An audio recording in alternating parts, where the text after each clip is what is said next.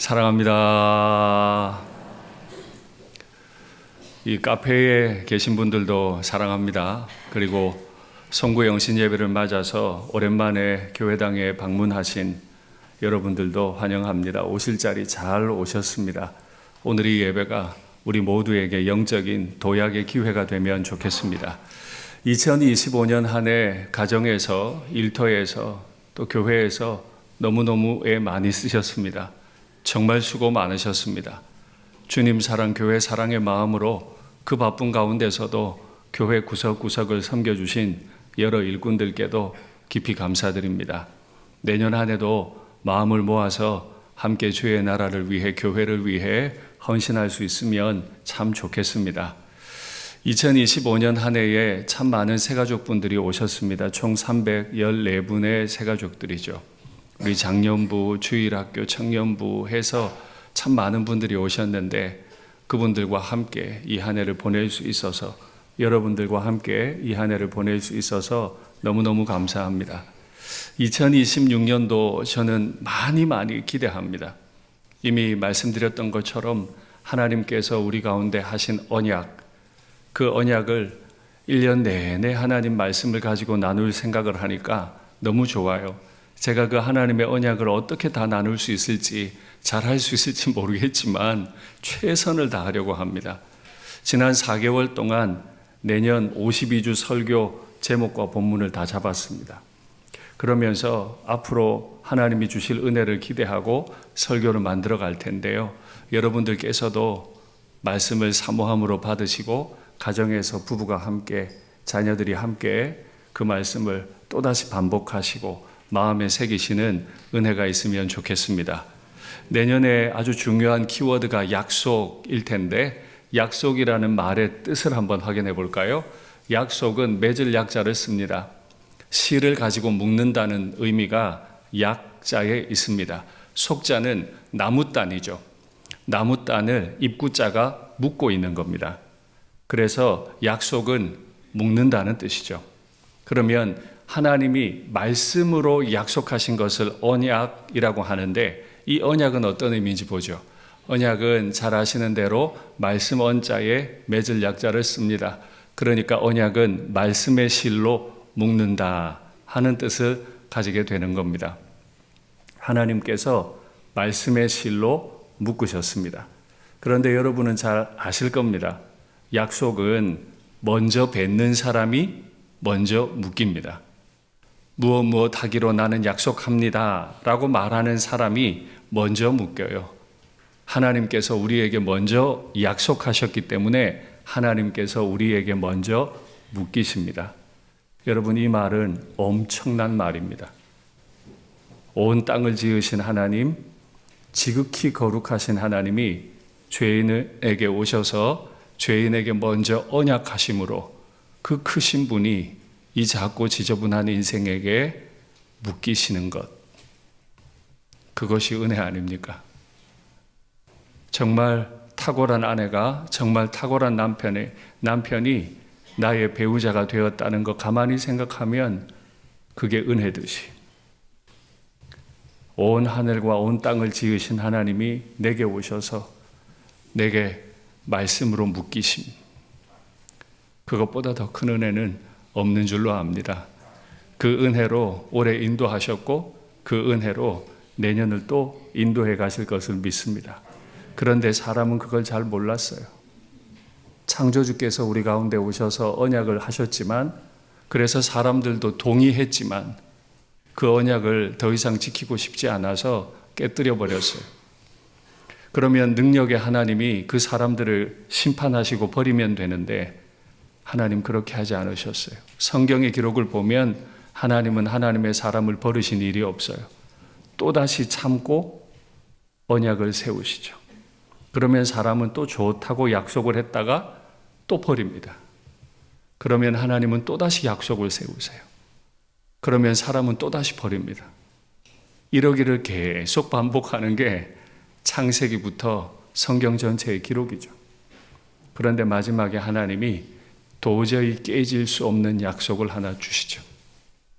그것이 은혜입니다. 기어코 버리지 않으시고 깨지지 않을 약속을 주시는 하나님, 그 하나님이 우리가 살아가는 힘이요, 우리가 살아가는 소망이 되는 줄 믿습니다. 그러면 도대체 하나님은 이렇게 약속에 신실하지 않은 우리에게 왜 매이시는 걸까요? 왜 굳이 말씀해 주시고 자신이 하신 말씀 때문에 스스로 묶이시게 되는 걸까요? 성경은 분명하게 그 이유를 기록해 줍니다. 이는 그를 믿는 자마다 영생을 얻게 하려 하심이라. 하나님이 세상을 이처럼 사랑하사. 하나님이 사랑하셨기 때문에, 이유는 모르겠지만 이 죄인을 하나님이 사랑하셨기 때문에, 하나님께 어울리지 않는데 이 죄인을 사랑하셨기 때문에, 그래서 영생을 얻도록, 멸망하지 않고 영생을 얻도록 구원을 받게 하려 하심이라.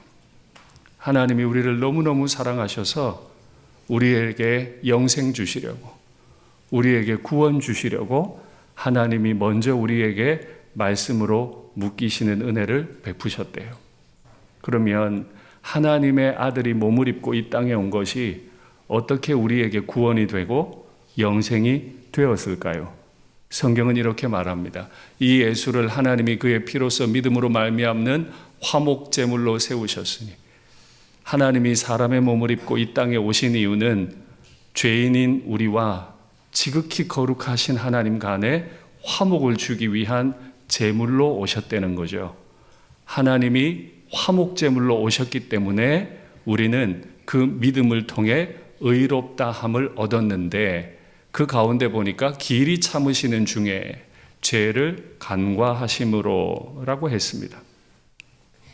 저 문장을 가만히 생각해 보시면 진짜 우리는 길이 참으셔야 될 만큼 죄인입니까?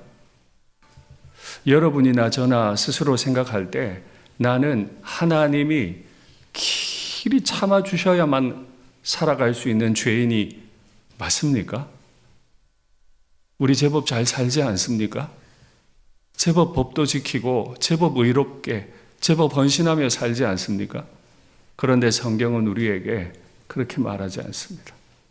성경은 우리를 가르쳐 말하기를 하나님이 참으시되 길이 참아주지 않으시면 하나님 나라에 들어갈 수 없는 사람이라고 말씀하세요.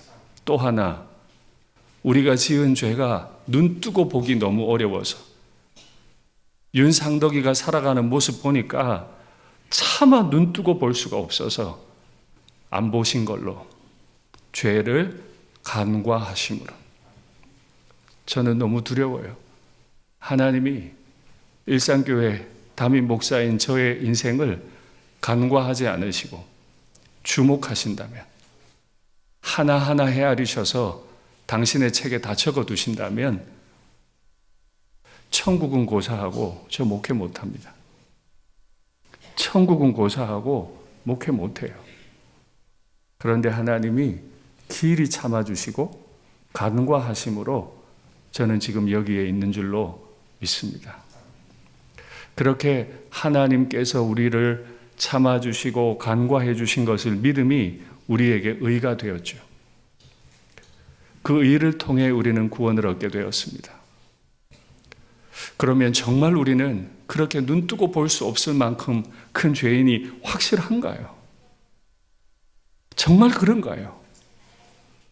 성경은 생생한 그림 언어로 우리의 형편을 이렇게 설명합니다. 여호와께서 권능으로 내게 임재하시고 그의 영으로 나를 데리고 가서 골짜기 가운데 두셨는데 거기 뼈가 가득하더라. 나를 그 뼈 사방으로 지나가게 하시기로 본즉 그 골짜기 지면에 뼈가 심히 많고 아주 말라버렸더라. 이것이 우리의 모습이라는 거예요. 목사로서 오늘 예쁜 한복도 입었습니다. 이 자리에 서서 설교도 합니다. 여러분들도 얼마나 아름다운 직분을 가지고 봉사하셨어요? 그런데 하나님의 눈에 우리는 마른 뼈일 뿐만 아니라 너무 오랫동안 말라버린, 신앙과 그 양심이 완전히 바짝 말라버린 뼈들에 불과하다는 거예요. 이것을 인정하실 수 있겠습니까? 기도해 보십시오. 거룩하신 하나님 앞에 한번 서보십시오. 마른 뼈로 표현해 주신 것도 고마운 정도일 뿐입니다. 왜 그렇습니까? 에스겔서에 보면 우리는 성전에서 동방에 있는 태양신을 향해 예배했던, 하나님을 경배해야 하는 성전 안에서 우상을 향해 절했던, 그래서 제가 비유해 드렸죠. 신혼방 침대에 배우자가 아닌 다른 사람을 들여 누운 것과 같은 죄인이라. 그걸 어떻게 눈 뜨고 봐요? 그걸 어떻게 참을 수 있어요? 그러니까 간과하시는 거죠. 못 본 척 해주시는 거예요. 그게 은혜예요. 그런 우리, 완전히 말라버린 마른 뼈와 같은 우리에 대해 하나님은 놀라운 일을 행하셨죠. 바로 이런 일입니다. 내 백성들아, 내가 너희 무덤을 열고 너희로 거기에서 나오게 한즉 너희는 내가 여호와인 줄 알리라. 내가 또 내 영을 너희 속에 두어 너희가 살아나게 하고 내가 또 너희를 너희 고국 땅에 두리니 나 여호와가 이 일을 말하고 이룬 줄을 너희가 알리라. 이 마른 뼈들을 향해 하나님이 말씀하세요. 첫째, 내 백성들아. 여러분, 성전에서 태양신을 향해 동방 요배한 사람들입니다. 신혼방 침대에 배우자가 아닌 다른 사람과 누운 죄인입니다. 내 백성 맞습니까? 사람도 견디기 어려운 그 죄를 지극히 거룩하신 하나님이 못 본 채 하시고는 우리를 향해 부르시기를 내 백성아. 내년 한 해 저와 여러분이 이렇게 불러주시는 하나님의 소리를 매일매일 들으면 좋겠습니다. 매주 들으면 좋겠습니다. 그게 우리가 살아가는 힘이 아닐까요? 뿐만 아니라 내 영을 그들에게 두겠다. 무슨 말이에요? 신혼방 침대에 다른 사람과 누웠는데 그 사람이 가고 나니까 내가 내 배우자 옆에 다시 눕겠다는 거예요. 이게 어떻게 가능해요? 이게 어떻게 가능해요? 못 본 채 하신대. 난 네가 무슨 죄를 지었는지 몰라. 못 본 채 해주심. 세 번째, 이런 일들을 통해 내가 이 일을 계획했고 내가 이 일을 약속했고 내가 이 일을 반드시 이룬다 하는 사실을 너희가 알게 될 거다. 내가 어떻게 너를 사랑하는지 너 알게 될 거다. 우리 이 음성 안 들으면 무슨 음성 듣고 살까요? 이 사랑의 음성 못 들으면 무슨 힘으로 살아갈까요? 예배당에서도 이 이야기 많이 들으시고 가정에서도 아빠 엄마가 자녀들과 함께 모여서 하나님의 이 사랑의 소리를 많이 나눌 수 있으면 좋겠습니다. 그래서 무엇을 목표로 하시나요? 바로 오늘 본문이죠. 내가 그들과 화평의 언약을 세워서 영원한 언약이 되게 하고. 어떻게 거룩하신 하나님과 성전에서 우상을 향해 동방요배를 했던 그 죄인이 화평할 수 있단 말입니까? 그게 어떻게 가능해요? 내 신혼 침대를 더럽힌 배우자와 어떻게 내가 다시 누울 수 있어요? 그건 안 되는 얘기잖아요.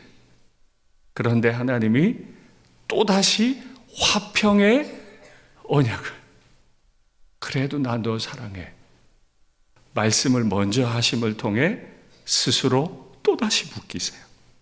내가 뭐라고? 제가 뭐라고? 저에게 먼저 말씀하심으로 스스로 또 묶여버리세요. 그런데 이제는 더 나가서 이 언약이 깨어지지 않도록 화평의 언약, 영원한 언약이 되게 하시겠다. 영원히 이르게 하겠다. 그래서 어떻게 해요? 나는 그들의 하나님이 되고 그들은 내 백성이 되게 하겠다. 얼마나 감사하지. 내년 한 해 우리는 이 이야기들을 낮 예배 때마다 이곳에서 나누고 가정에서 토요일 밤마다 이 이야기들을 다시 확인하게 될 겁니다. 그를 통해서 하나님이 스스로 우리에게 어떻게 묶이셨는지, 우리를 구원해 가시는지 확인하는 은혜가 있으시면 좋겠습니다. 이렇게 더럽혀진 자신의 땅들, 완전히 마른 뼈덩어리가 되어버린 이스라엘 땅을 하나님이 새롭게 하시고 구별하시고 그 땅 한가운데 중앙에 성소를 두겠다고 하셨어요.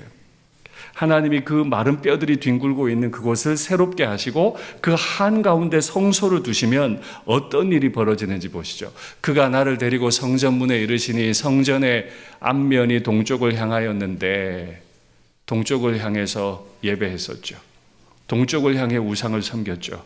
그런데 그 동쪽을 향하는 문 쪽에서부터 문지방 밑에서 물이 나옵니다. 동쪽으로 흐르다가 남쪽으로 흘러내립니다. 뿐만 아니에요. 그가 내게 이르시되 이 물이 동쪽으로 계속 향하여 흐르고 흐릅니다. 아라바로 내려갑니다. 바다에 이릅니다. 이 흘러내리는 물로 그 바다의 물이 되살아 나리라. 바짝 말라버린 뼈, 바로 그곳에서부터 물이 나오기 시작하더니 온 세상을 향해 흘러가는데 흐르고 흘러내려서 온 세상으로 퍼져나가게 하시는 하나님의 꿈이죠.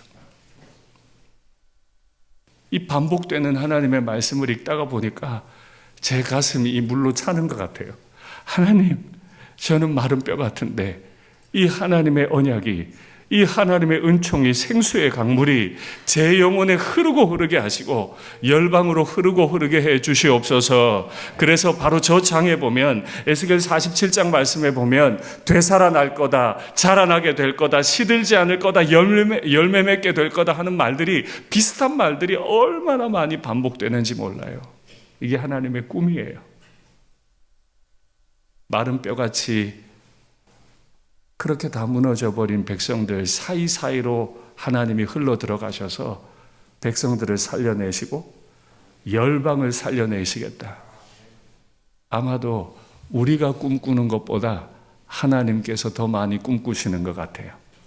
하나님이 더 원하시는지 이렇게 똑같은 말을 끊임없이 반복하고 계십니다. 여러분 마음을 여시고 이 말씀 믿으셔야 돼요. 우리가 어떤 죄 가운데 있든 배우자가 모르고 담임 목사가 모르는 깊은 죄 가운데 빠져 있다 할지라도 괜찮아요. 마른 뼈가 되었어도 괜찮아요. 하나님의 강물이 흘러가면 살아나게 될 줄 믿습니다. 신약 성경에서는 그 말라버린 뼈 한가운데 있는 성전이 바로 하나님의 아들이라고 여러 차례 반복하죠. 그 성전 되신 하나님의 아들 예수님이 이 땅에 오셔서 이런 말씀을 주셨어요. 명절 끝나고 큰 날에 예수께서 서서 외쳐 이르시되 누구든지 목마르거든 내게로 와서 마셔라. 나를 믿는 자는 성경의 이름과 같이 에스겔의 꿈에서 보인 것과 같이 그 배에서 예수님으로부터 생수의 강이 흘러나오리라 하시니 이는 그를 믿는 자들이 받을 성령을 가리켜 말씀하신 것이라. 하나님의 아들이 이 땅에 오신 것은 이 마른 뼈들 뒹굴고 있는 이 세상 가운데 오신 것은 하나님의 아들로부터 생수의 강이, 이 강이라는 말은 헬라어로 보면 포타모이, 강들로 되어 있습니다. 졸졸 흐르는 시냇물이 아닙니다. 거대한 강줄기들입니다. 하나님의 아들로부터 강줄기들이 막 터져 나오는 거예요. 그 생수의 강이 콸콸콸콸 터져 나오는 거예요. 그래서 살아나게 될 거라는 거죠. 이것은 바로 성령의 충만한 역사를 가리킵니다 라고 말했죠. 예수님께서 승천하시면서 제자들을 향해 이 에스겔의 꿈을 복음서에서 설명하신 이후에 승천하시면서 한 번 더 확인하세요. 확인할까요? 오직 성령이 너희에게 임하시면 너희가 권능을 받고. 마른 뼈들이 성전에서 우상을 향해 동방요배하던 백성들이, 신혼 침대를 더럽힌 죄인들이 권능을 받고 예루살렘과 온 유대와 사마리아와 땅끝까지 이르러 내 증인이 되리라. 마른 뼈가 증인됩니다. 마른 뼈가 증인돼요.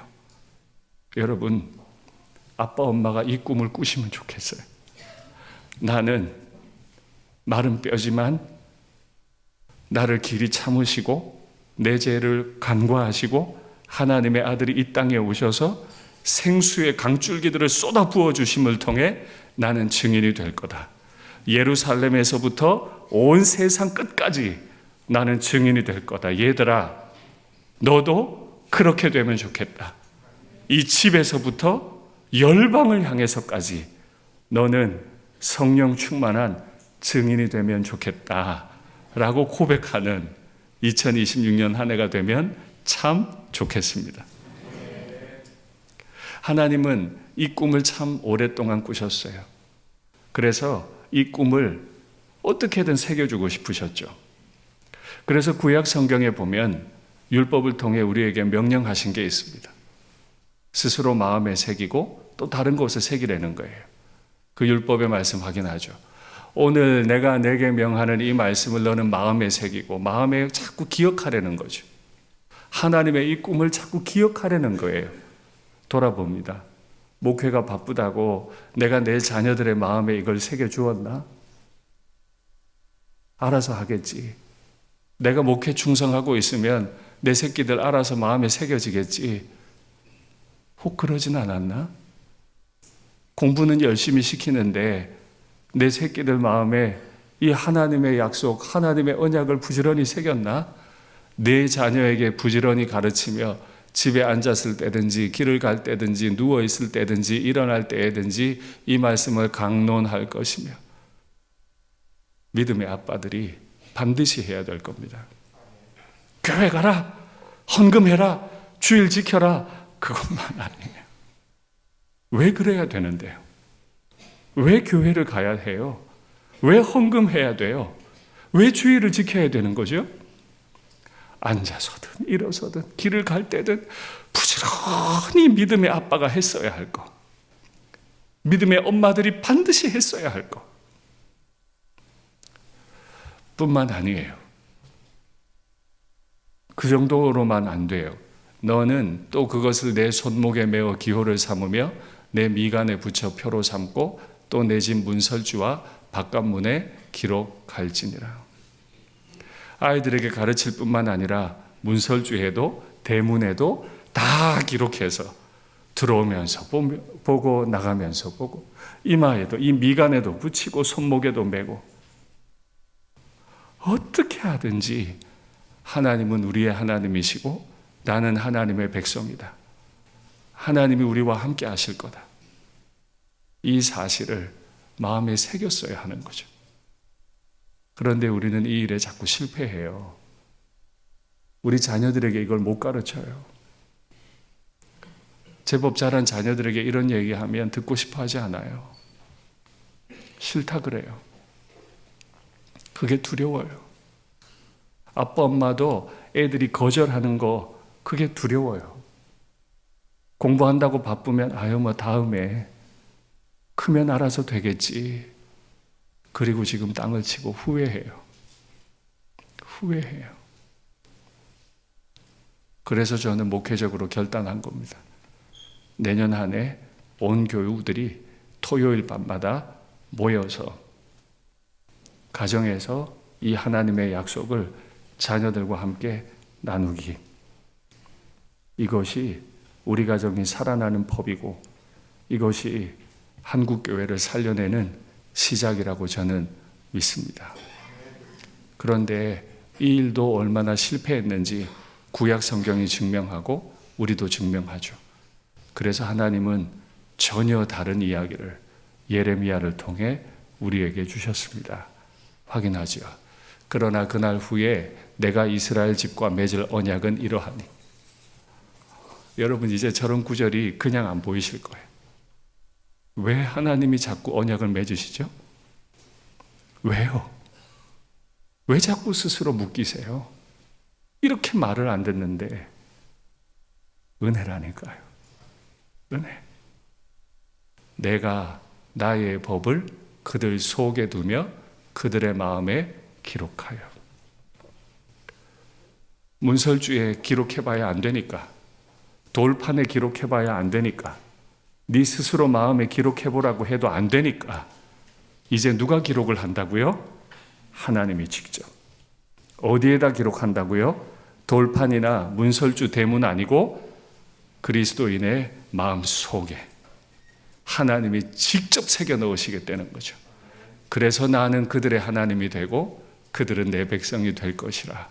여호와의 말씀이니라. 여러분 좋으세요? 제가 이 언약에 대해서 자꾸 묵상하고 여러분들께 이제 또 나누어야 되니까 다시 정리하는 지난 4개월이 얼마나 가슴 벅차고 행복했는지 모릅니다.